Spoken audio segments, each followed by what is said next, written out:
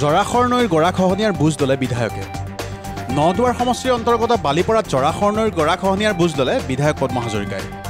যোৱা কেইদিনমান ধৰি হোৱা নেৰানেপেৰা বৰষুণৰ ফলত বালিপৰাৰ বান প্ৰতিৰোধৰ বাবে জৰাখৰ নৈৰ পাৰত নিৰ্মাণ কৰা বান্ধটোৰ কিছু অংশ নৈৰ পানীয়ে খহাই নিয়ে।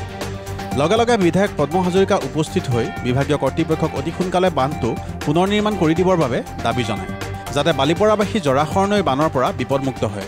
জৰাখৰ নদী বালিপৰা অঞ্চলৰ কাৰণে বহুদিনীয়া এটা প্ৰত্যেক বছৰ বানপানীৰ সময়ত ইয়াত ৪-৫ বাৰ বালিপৰা ৰাইজে এই বানপানী বা জৰাখৰ নদীয়ে যিটো অৱস্থা কৰে যে আমাৰ কাৰোবাৰ যদি ২ মহলা ঘৰ আছে গ্ৰাউণ্ড ফ্ল'ৰটো পুৰা পানী ভৰি যায়, আৰু বাকী যাৰ আৰু আছাম টাইপ ঘৰ তেওঁলোকতো ইয়াৰ পৰা গুচি যাব লাগে বেলেগ জেগালৈ।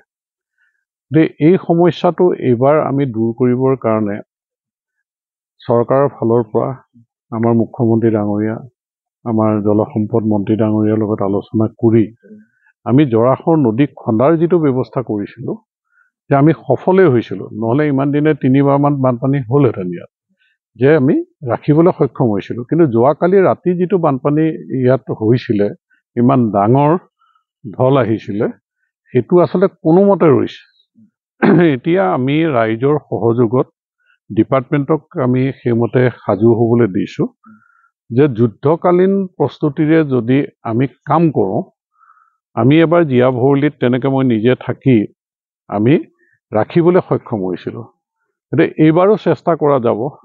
আমিতো কৈছোঁৱেই যে বানমুক্ত বালিপৰা কৰিবৰ কাৰণে আমি সংকল্প লৈছোঁ, আৰু এইবাৰ আমি বানমুক্ত বালিপৰা কৰিবৰ কাৰণে আমি যিটো সংকল্প লৈছোঁ তাৰ চেষ্টা শেষ মুহূৰ্তলৈকে আমি চেষ্টা কৰিম। জিঅ' বেগৰ ব্যৱস্থা ইতিমধ্যে দেখিছে, জিঅ' বেগৰ কাম আৰম্ভ হৈছে। কালিৰ পৰা মেচিন আহিব আৰু এক্সপাৰ্ট মানুহ কালিৰ পৰা ইয়াত আহি কেম্প কৰিব। গতিকে আমি দিনে নিশাই যিকেইটা অঞ্চলৰ যিকেইটা জেগাত আমাৰ সম্ভাৱনা আছে তেনেধৰণৰ অঘটন হোৱাৰ, সেই জেগাকেইটা আমি প্ৰটেকশ্যন দিবলৈ চেষ্টা কৰিম।